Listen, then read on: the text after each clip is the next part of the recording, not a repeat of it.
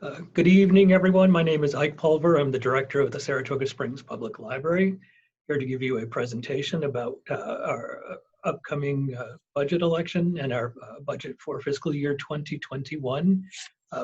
What the content of tonight's presentation will be is essentially what the way you've used the library in the current fiscal year, what the budget for the next year looks like, and some highlights of what we have planned for next year as best as we can plan in this unprecedented moment in which we live. So with that said, we'll launch right into it. As we normally do, we'll start out and talk about circulation and what people borrowed from the library in 2019. The circulation statistics are based on the calendar year rather than the fiscal year, which is why we're talking about 2019.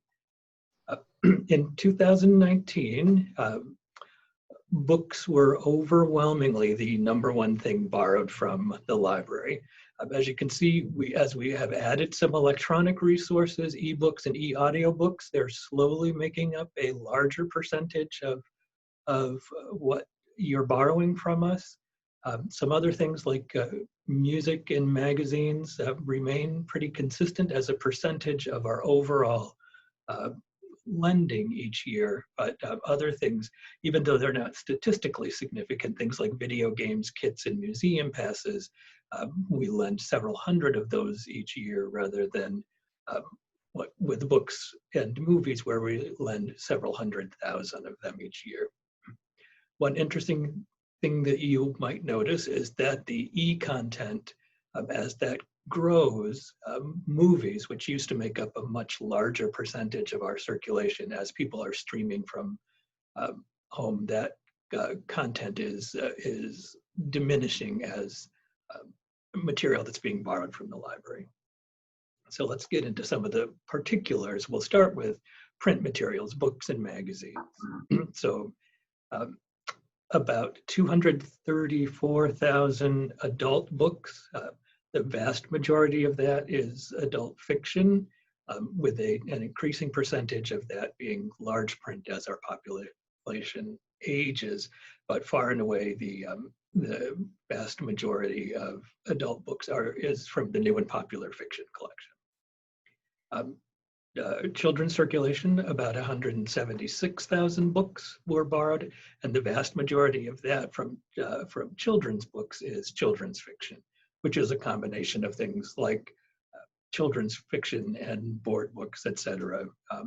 Anything that's not specifically called out as nonfiction, and about 11,000 young adult books, and in the neighborhood of 5,000 magazines borrowed. As a percentage of books, this hasn't changed much over the 12 years that I've been here, the way this falls out. That adult fiction is about 1/3, children's fiction is about 1/3 of the circulation, with large print being a growing portion, and actually children's nonfiction grew a little bit this year as a percentage of our book circulation. So the total number of print items that were loaned in 2019 is still a 250,000, 425,992 print items loaned. As for AV materials, movies for adults is far and away the most popular section of our DVDs to circulate. And children's movies is about 1/3 of that. So for the total for movies is about 192,000, 191,000. Audiobooks, we loaned about 30,000, the vast majority of those being adult audiobooks. Music continues to be popular, so we've loaned about 16,000 CDs in 2019. And as I said, a growing population of our percentage of our circulation is in digital materials, ebooks, e-audiobooks. And this year, very late in the year 2019, we added streaming movies with our Canopy service, and altogether about 41,000 uses of those materials in 2019.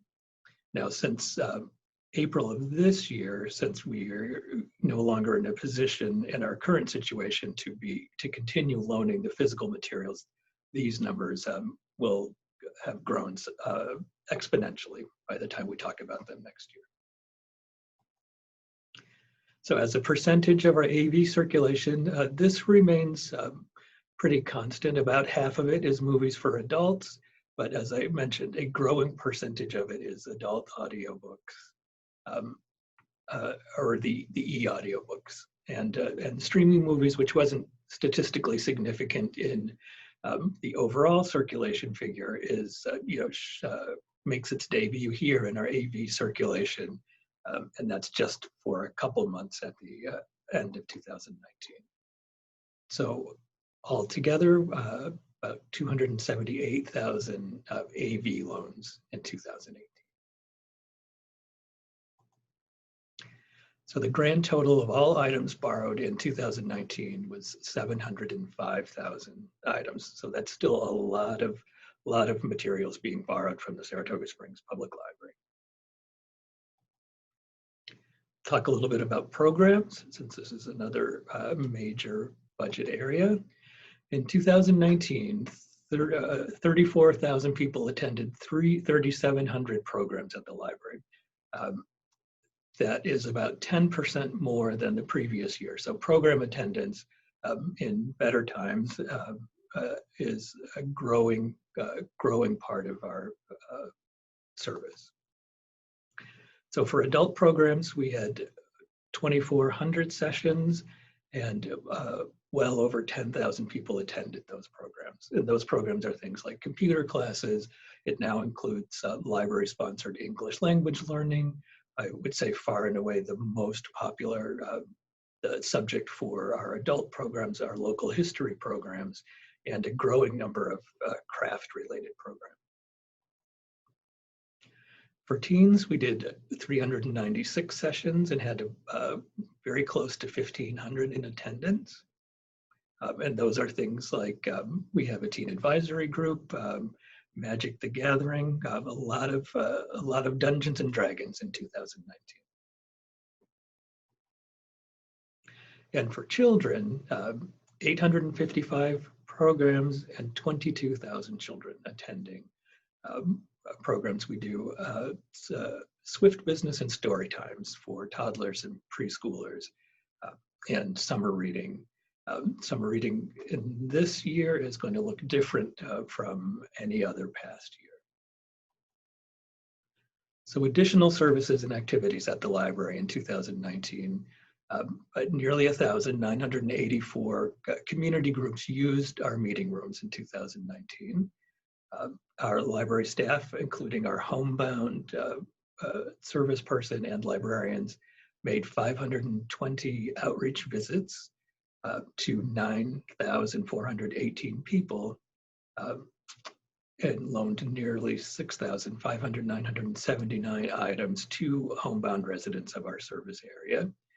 Our librarians answered 47,000 reference questions, and 87,000 people used our computer and wireless. 375,000 people visited the library in 2019. Some statistics about our holdings and borrowers. So the items in our collection number about 210,000, or closer to 211,000 items. And our registered borrowers number 46,000, which is a number that approaches the actual population figure for the Saratoga Springs City School District. I wanted to give you a little bit of an update about our strategic plan, which we're at the very end of a 3-year plan and are about to, and we're at the very beginning of starting our next long-range planning process when this COVID-19 situation occurred. Our current strategic plan, which is expiring, combines elements of planning used by the Public Library Association's Planning for Results model, and informed by some model that is used by the Harwood Institute for Public Innovation for gathering input from the community. So to give you a reminder about what the highlights of that plan were, to gather information from the community for writing that plan, we assigned every employee of the library the task of interviewing a community member. And from those conversations, we put together a kind of a profile of the community, and I'll just share this a little bit with you. So and the conversations were really about aspirations and then ways that the library might help the community reach those shared aspirations. So what we discovered, and I hope this rings true to you, that people want a diverse, lively community that preserves the unique character of Saratoga Springs, combining small town charm with unusually rich cultural entertainment and natural amenities. But people are concerned that overdevelopment is changing that character and threatening to exclude some people from enjoying a high quality of life by making the area increasingly unaffordable for the middle class. As people talk about these concerns, they talk specifically about a lack of affordable housing and public transportation options, preservation of our unique neighborhoods, downtown businesses, cultural institutions, and natural resources, and a lack of civil discourse among our elected leaders. They believe we need to focus on creating opportunities for everyday people to have a greater say in decision-making, and if our area's many nonpartisan, non-governmental, and grassroots organizations, such as Skidmore, Saratoga Plan, the League of Women Voters, Sustainable Saratoga, the Preservation Foundation, the Library, the Interfaith Council, neighborhood associations, the Chamber, and the DBA play a part in those actions, folks would be more likely to trust the effort and to step forward. So out of that vision, really conversation from the community, we recrafted our vision, mission, and values statement. And here's our vision. At the library, we envision a community where individuals are appreciated for their uniqueness, our community is celebrated for its distinctiveness, and all of our residents enjoy an exceptional quality of life because they are well-informed, civically engaged, and intellectually satisfied. We think this is especially important now in these times of civil strife, and we really want to be a place where people can come together to have conversations rather than clashes. So our values at the library, supporting independent learners, is at the heart of all we do. We strive to be of service to one another and to every member of our community. We take pride in being a safe and welcoming place where all are treated with dignity, respect, fairness, and compassion. We operate transparently and are excited by new ideas. We honor our traditional role of providing access to the written word while embracing innovation and the delivery of service. And as I said, we think these values are especially important in these days. So our mission is to be a source of information, inspiration, and entertainment, which enhances the quality of life in our community by providing access to resources and experiences to help all of our residents satisfy their curiosity about the world. We know it's a lofty mission, but we try to live it every single day. So as part of that planning process, we identified from the input from the community and the community vision statement some service priorities. So service areas that we would focus on the majority of our energy during the lifetime of the plan. So to foster early literacy, to provide opportunities for lifelong learning, to provide resources for reading, listening, and viewing for pleasure, to facilitate access to electronic resources, and to collect and disseminate local history, to encourage creative expression, to enable civic engagement, and to serve as a clearinghouse for community information, and to provide capacity building support for successful enterprises. So in order to achieve those, we set ourselves some goals, which we largely met by the metrics that we assigned to them. So our first goal was to help develop a love of reading and appreciation for the spoken word in very young children, to provide elementary school age children with the resources they needed to satisfy the curiosity and explore topics of personal interest, to give those same school kids materials and programs to engage their imaginations and provide pleasurable reading, viewing, and listening experiences, to give teens materials and programs that respond to their current interests and provide pleasurable reading, viewing, and listening experiences, to give adults and teens resources that they need to explore topics of personal interest and continue to learn throughout their lives, and to give convenient and timely access to popular materials for adults, to provide access to information technology and the assistance to use it to our residents, to provide resources our residents and visitors need to understand the history and traditions of Saratoga, to have a central source of information about the wide variety of programs, services, and activities provided by community agencies and organizations, of which there are many and rich opportunities, to provide resources to nonprofit organizations to develop and maintain strong, viable institutions, and to give residents the services they need to help express themselves by creating original works of art or content. And then we set ourselves some sustainability goals.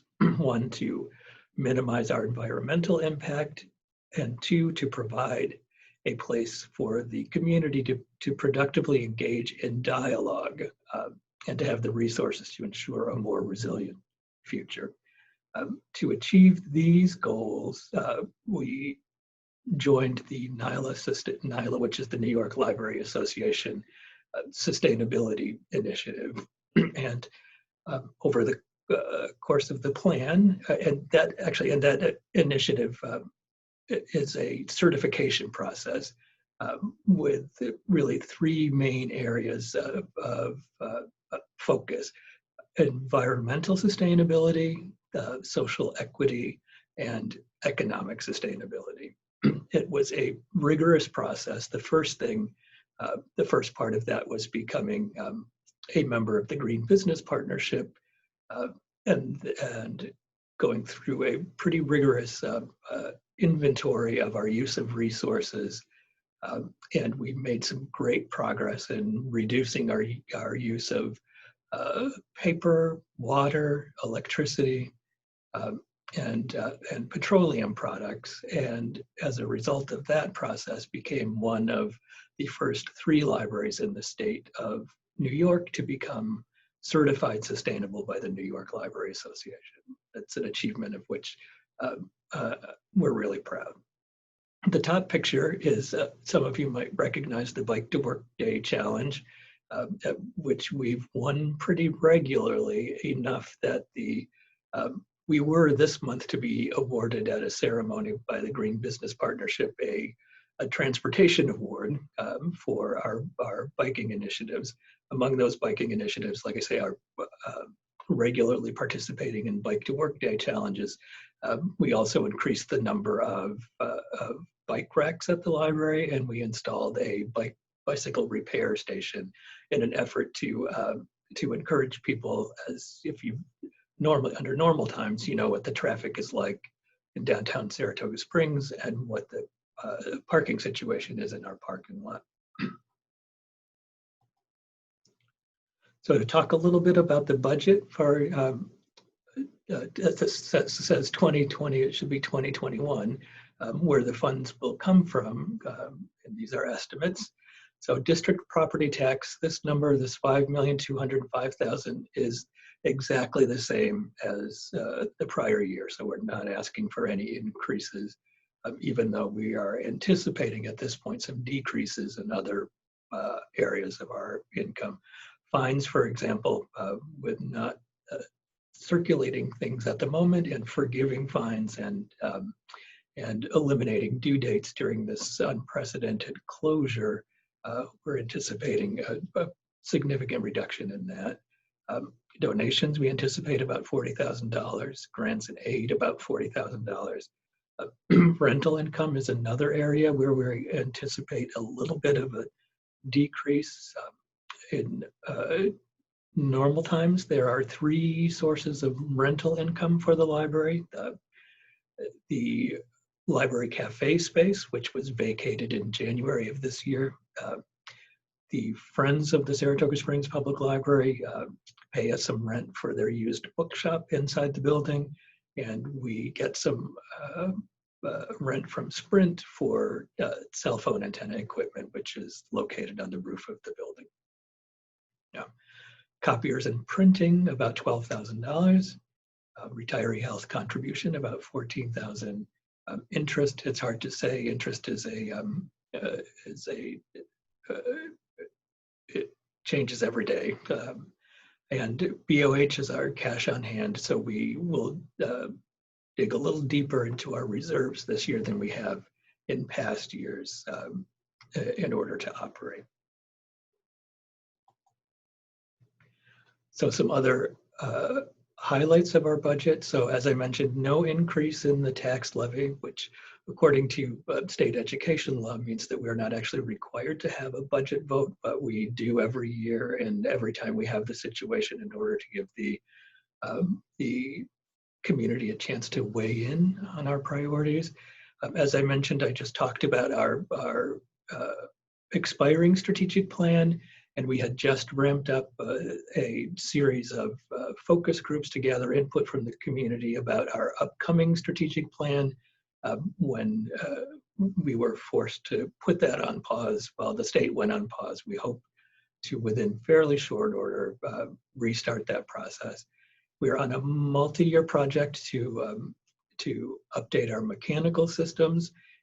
We had hoped in this fiscal year to be able to finish that project, but there's one final phase that, again, because of the pause, we haven't been able to accomplish in this fiscal year, but we hope to wrap that up in the next fiscal year, and then, believe it or not, start looking at other parts of our aging infrastructure. Over the last, starting in 2009, we started a refurbishment, a remodel of this building, and remodeled it from top to bottom. And now the improvements that we made there are starting to reach the end, many of them the end of their useful lives. And so we may be looking at some, in the future, some additional capital projects. And we will be expanding our outreach. What you see there, if you can see it on your screen, is a picture of a van, a large van that we purchased with support from the Alfred Z. Solomon Charitable Trust, who gave a gift to our friends to help us purchase this. And we will be looking to expand our outreach into the community, which we think, given the current situation where we're limited, where we will be limited in the number of people that will be allowed in the building, we anticipate for a number of weeks, if not months, forthcoming. Our ability to reach out to the community is going to be even more important than it has been traditionally. So that's the fiscal year 2021 Saratoga Springs Public Library budget. We anticipate that the strategic planning process in this current situation really may make us reimagine what library service is for now and going forward. What we have discovered as we've moved so many of our services online and are providing them virtually and electronically, the digital divide is becoming even more apparent to us. And so whatever way that we are able to help to mitigate that for people in our service area, which is the school district, which stretches from Lake Desolation to Saratoga Lake and from Wilton to Milton. And there are some pretty great economic disparities in that area, and we will be looking to see what we can do to help bridge that divide, as I say. So that's the budget. Thank you very much for listening. Stay well, stay safe. We cannot wait to see you again in person. We anticipate that we'll be able to, or we're working toward, whether we're able to get there or not, we're working toward reinstating circulation of physical library materials on a contactless basis beginning on the 22nd of June. We have to get some safety plans in place and some other plans in order to make that happen. But that is what we're aiming for in coordination with our friends at the Clifton Park Half Moon Library, the Crandall Public Library, and the Main Library of Schenectady, the large libraries in our region that share a catalog, a patron database, and a delivery system. So we're the one thing that we're working toward at the moment.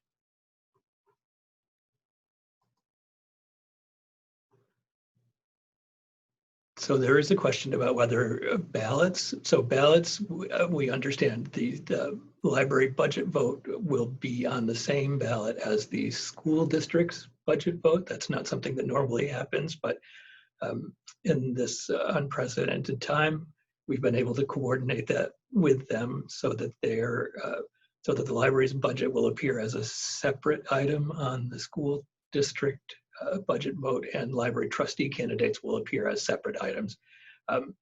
Those are supposed to be automatically mailed, and that process is being coordinated by the school district. Those ballots are supposed to automatically be mailed with a return envelope and go back to the schools by 5 p.m. on the 9th of June. I don't know yet whether they've been mailed. We heard some secondhand news, which I hate to share because it's secondhand news that I haven't been able to confirm yet, that the firm that they have contracted with to do the mailing might be experiencing a shortage of envelopes. So there may be more news to come about that as we go forward. All right, thanks very much, everyone. Have a great night.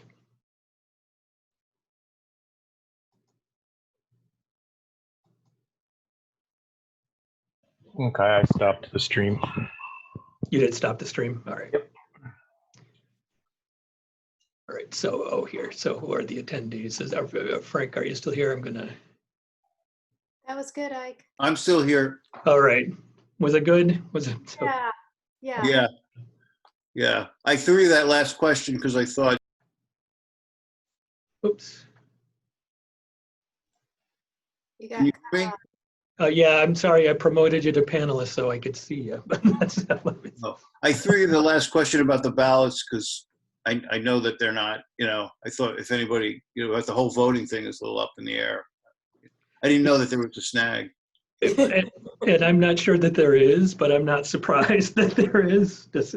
It seems like it's oddly here at the library, I got two, here, I'm gonna do this too.